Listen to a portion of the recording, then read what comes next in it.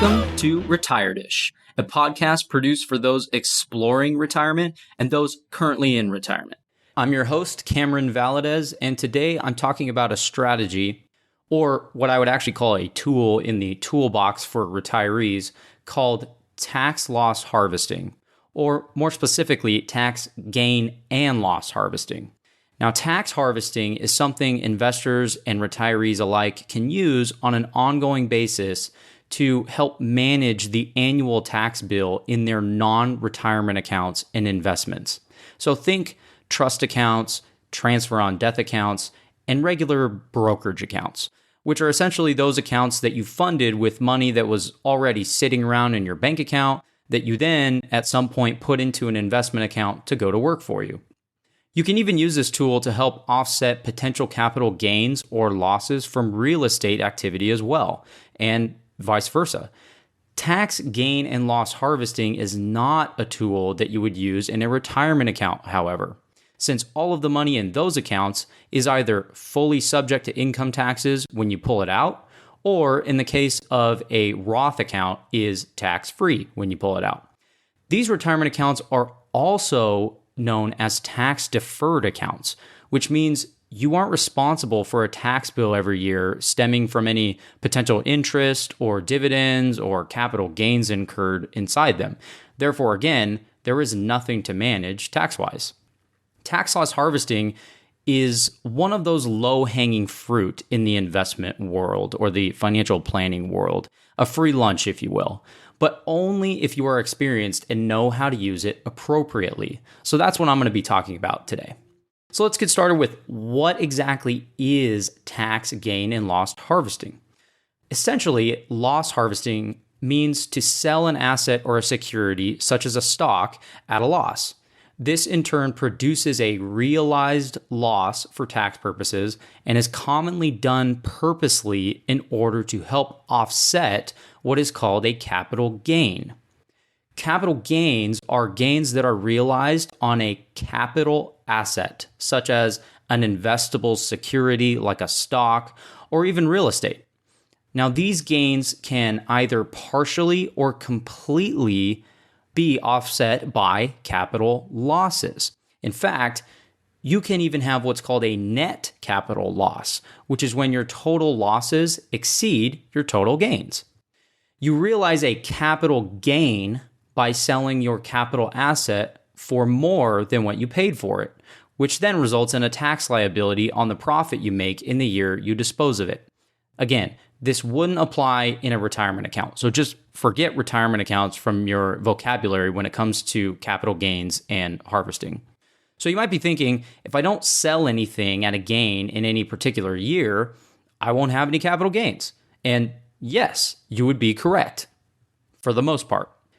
Now, the reason I say that is because there are certain investment vehicles, such as mutual funds, that often produce what are called capital gains distributions. In short, these are capital gains generated by the fund itself without you personally actually triggering any gain by making a decision or a transaction to sell something. In other words, the mutual fund company is managing the investment for you and may make these transactions within their fund. And if they incur a gain at any time during a given year, that gain is then required to be passed along to you, the end investor. Now, there are some other types of investments, typically real estate related, that may produce a capital gain that also isn't necessarily triggered by you, but those are beyond the scope of this discussion. Just know that they exist, and they are typically owned by really savvy and accredited investors. Mutual funds aren't the only ones out there per se. Now let's talk about the other end of the coin here. Gain harvesting, on the other hand, doesn't get as much love.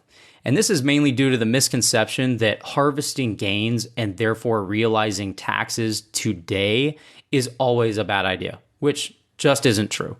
Gain harvesting is just that. This is where you intentionally sell some or all of a capital asset at a gain, resulting in a taxable capital gain in the year you sell the asset. Again, like a stock or real estate, for example. Capital gains and losses essentially work against each other or offset each other. And at the end of the taxable year, which is December 31st, you will either have a net capital gain or a net capital loss, depending on your overall activity throughout the entire year and across all of your taxable capital assets. That is a key thing to remember. All of your taxable capital assets. So all of those taxable investment accounts and real estate as well. This means, for example, that if this year you sold an investment property at a gain and sold some securities at a gain as well in your trust account, for example, those two capital gains will both attribute to your overall capital gains for the year. You could have 5 different non-retirement accounts with annual gain or loss activity. It doesn't matter. Everything gets netted together come tax time. Now, when it comes to capital gains and losses, there are also a couple different types, and they are treated differently for tax purposes. And that is, you can have either a long-term capital gain or loss or a short-term capital gain or loss. Generally speaking, long-term simply means the investment was held longer than 12 months before it was sold. And short-term is anything sold before 12 months since the date of purchase. Long-term gains are taxed at a more favorable or preferential tax rate, and short-term gains are taxed as ordinary income, which is typically taxed at a higher rate. Ordinary income rates are the ones you're used to seeing and hearing about, such as when your tax preparer or online tax prep software tells you that you are in the 22% or 24% tax bracket, for example. And I actually go into this in far more detail in a blog post all about capital gains, which I will actually provide you in the episode show notes. Also, please note, we are only referencing federal capital gains taxes in this episode. Depending on your state of residence, you may be subject to taxes on your capital gains at the state level as well, which may also be treated as ordinary income. So please check with your tax professional on your specific situation. So, when would you want to harvest losses? Well, maybe something is going on in the world that has caused, quote unquote, all boats to sink, for lack of a better term. I would consider these unicorn opportunities. A perfect example of an opportunity like this was when the news of COVID-19 settled in and the overall stock market dropped around 30% from February to the end of March in 2020. In a scenario like this, nearly every sector or area of the stock market can fall in tandem due to the extreme shock and the emotional-driven market movements by millions of investors. For example, healthcare company stocks may fall 30% in line with, say, microchip stocks, even if they fundamentally shouldn't. Therefore, when the markets get past the short-term panic, oftentimes there can be significant rebounds in stock prices in virtually every sector of the market. In other words, at some point, if all boats have sank, at some point all boats may rise. During or after the initial shock to the market, there can be a small window of opportunity to realize some losses and reinvest in another sector of the markets at these still depressed prices. In that case, you could realize a loss for tax purposes and immediately reinvest, and then you would be ready for a potential market rebound. Now, selling one type of stock or specific sector investment and getting into a completely different one is one tactic used to help avoid what's called the wash sale rules. We'll get more on that in a minute. This COVID example brings up another important lesson, and that is don't just wait until year end to pull out the loss harvest tool. Oftentimes, the window of opportunity is small and should be taken advantage of quickly, or even at multiple times during a given year. This is because you won't know yet whether or not that window of opportunity is a matter of days, 3 weeks, or even 15 months, for example. You won't know until it's already passed and it's too late. In 2020, the markets actually rebounded significantly in a very short period of time, a matter of a few months. In that scenario, if you waited until year end to try and implement, you would have likely had no losses to realize because the markets came back by then. This is something you have to stay on top of if you're going to do it right. Now, I want to pause for a moment to make something very clear. Please do not make the decision to sell an investment just because at the given moment, your investment is worth less than what you bought it for, and you can get a loss for tax purposes. You may very well have a great investment that is currently at a loss, but still makes complete sense to have in your long-term investment portfolio. Holding out on the investment may very well benefit you far and above the tax savings you can realize by selling it today. This is why tax gain and loss harvesting has to be done right and not willy-nilly. Now, when you buy an investment or build a portfolio, it should have a purpose. You should have a reason as to why you own what you own and truly understand that reason. This can help you gauge whether or not you should actually buy or sell something. Now let's touch on those wash sale rules that I just briefly mentioned. One of the IRS rules that you need to be mindful of when doing the loss harvesting is the wash sale rule. Now this rule prevents investors essentially from selling a security at a loss and then immediately buying back the same or a substantially similar security just for the sake of getting losses for tax purposes. Basically, it just means you need to be more careful and get a little creative if you're going to want to reinvest your proceeds right away. Now, per the IRS, the wash sale rule states that the tax loss will be disallowed if you buy the same security, a contract or option to buy the security, or a substantially identical security within 30 days before or after the date you sold the investment that generated the loss. So that means you can sell the investment, sit in cash, then reinvest in the exact same investment if you wanted after the entire waiting period. Alternatively, if you reinvest immediately by buying a security that is not substantially identical, then this wait period doesn't apply. That's where you can get creative. But again, what you buy needs to have a purpose behind it. I wouldn't go randomly investing in different things. Here's a couple important caveats to the wash sale rules in case you try to get too clever with this one. One is that you can't have one spouse do a sell transaction of a security in their account and the other spouse make the purchase of a substantially similar security in their own account. I know it's clever, but no bueno. The other common mistake gets investors caught slipping all the time in practice, and that is that you can't go buy a substantially similar security in your retirement account, such as an IRA, within that 61-day window either. Now, this one gets a lot of people by surprise because they go and make trades in their non-retirement account, and then they end up rebalancing a retirement account within that time period and completely forget about the transactions they made, earlier that day or within a month or two. The wash sale rule covers all accounts. Be aware of that, especially if you invest online with what are commonly referred to as robo-advisors and the like. They aren't humans. They don't know, nor do they care what goes on in your other accounts. This is also one of the many reasons why you shouldn't have multiple financial advisors that manage your money either. Why voluntarily create what's likely to become a communication issue at some point that will ultimately hurt you? Choosing one to implement your investment strategies is likely to be the most efficient. So when would you want to harvest gains? Well, as I mentioned before, harvesting gains doesn't get much TLC, but can also be extremely beneficial. There can be several reasons to gain harvest, but I believe the most beneficial use of this tool is for tax arbitrage. That's just a fancy phrase for taking advantage of lower tax rates when you have the opportunity to do so.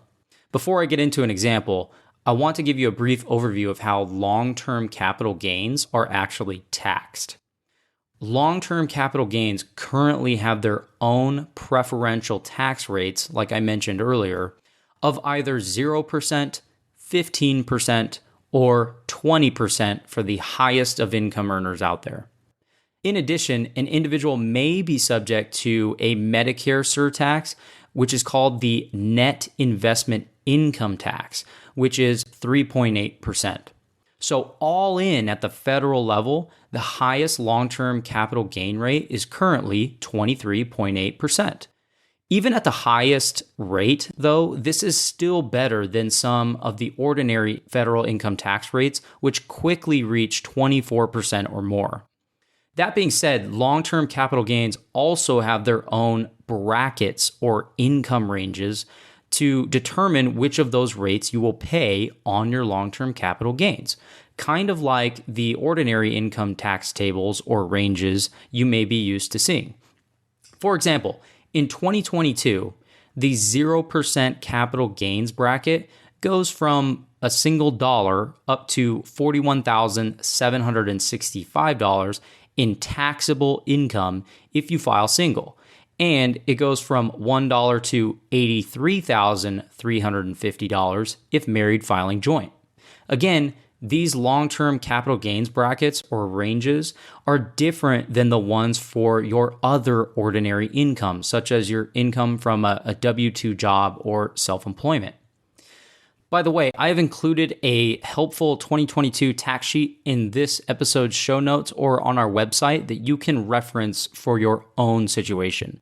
It will give you all of the different income and capital gains tables, ranges, and rates for 2022. We also update these every year and are available to our newsletter subscribers. So now you're probably thinking, like, wait, what? Did you say 0%? Yes, that's right. But before you get too excited about paying 0% on your capital gains, you need to be aware of this very important caveat that most people, even a lot of professionals, don't understand. And that is that your long-term capital gains are stacked on top of your other income when determining the capital gains bracket or range that you fall into. For example, if you have in 2022, let's say $80,000 in taxable income from your W-2 wages. So again, this isn't gross income or adjusted gross income, but this is actually taxable income. And that's your income after you get several deductions. $80,000 in taxable income in 2022, and then you have a $10,000 capital gain in addition. What you would do is you would look for the capital gains bracket that includes $90,000 in taxable income. In this case, that would actually put you in the 15% capital gains bracket, which is still not too bad. Imagine, however, having a well-constructed financial plan that allowed you to plan for a time to realize some of your capital gains when you may be in the 0% bracket. Then you could use some of that tax arbitrage I was talking about. Yes, it is definitely possible to be in the 0% capital gains bracket.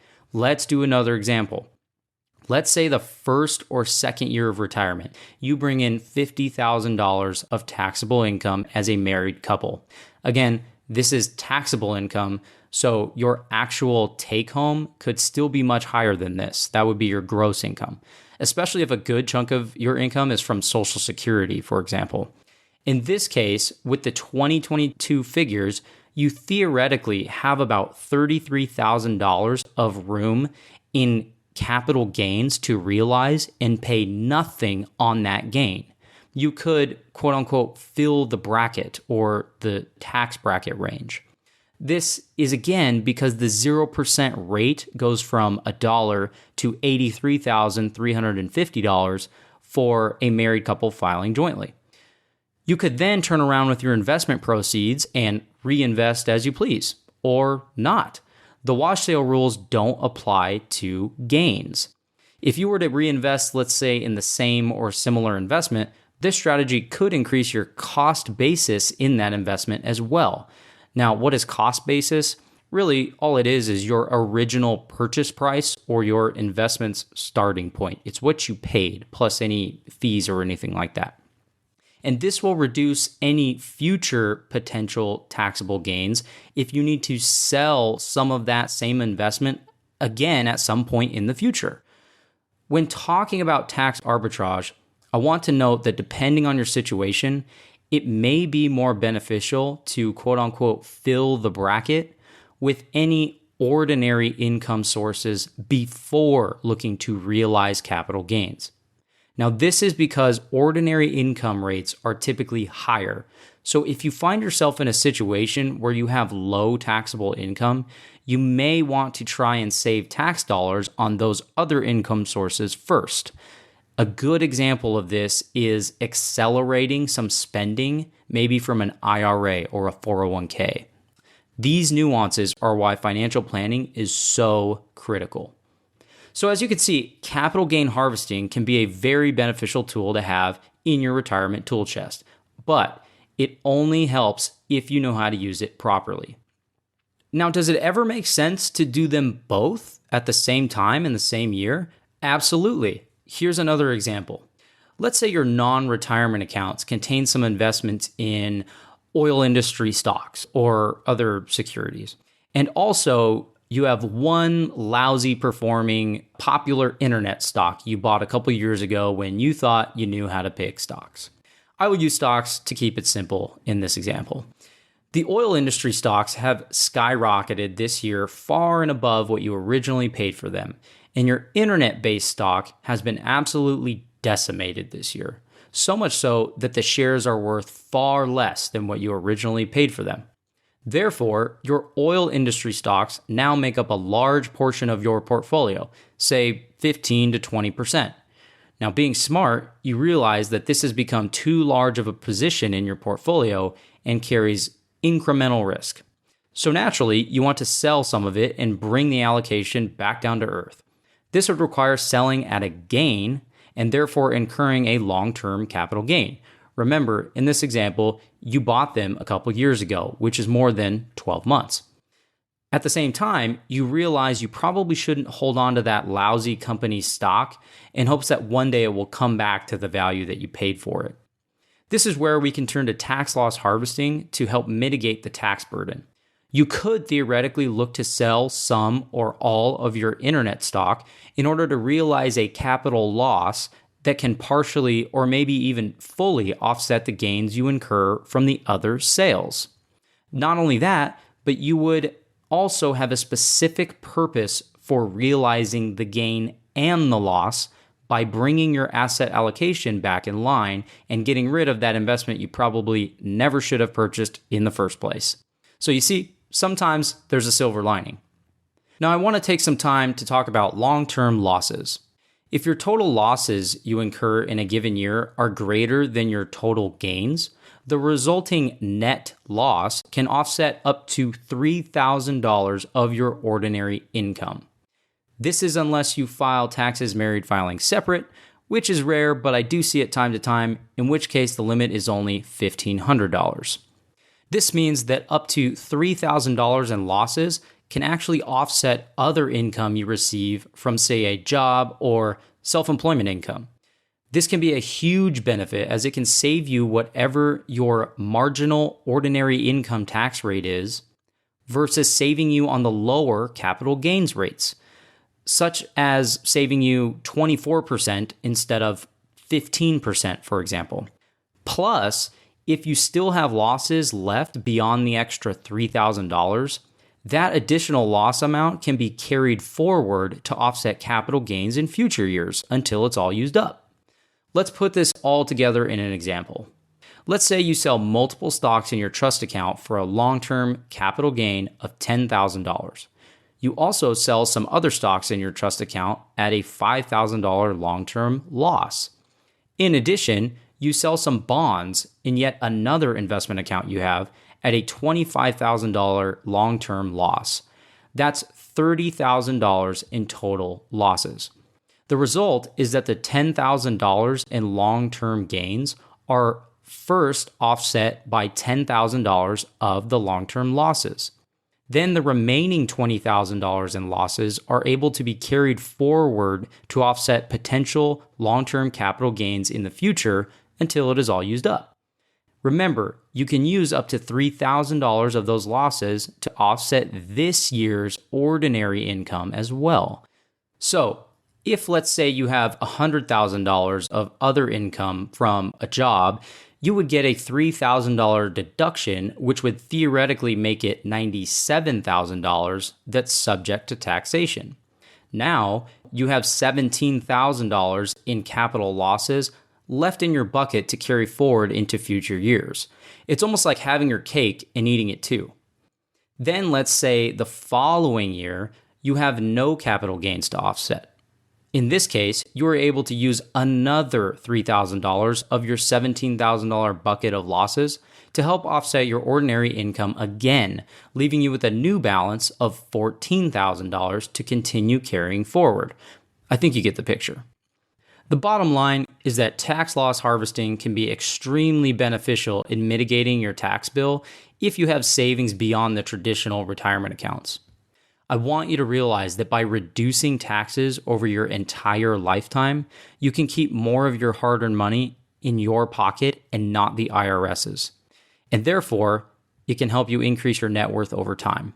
And that's what we're all about here on Retired-ish.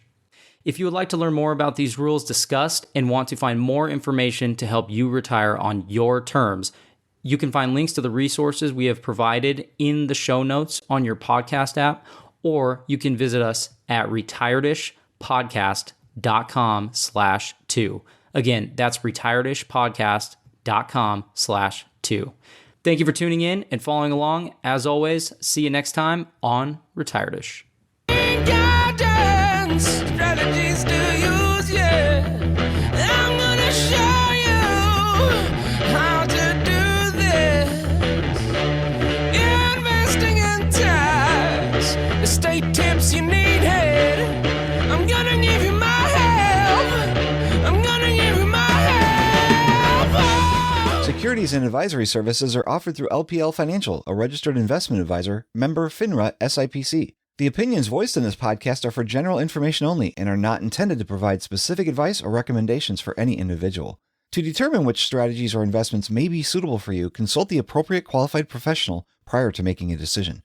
This information is not intended to be a substitute for specific individualized tax advice. We suggest that you discuss your specific tax issues with a qualified tax advisor.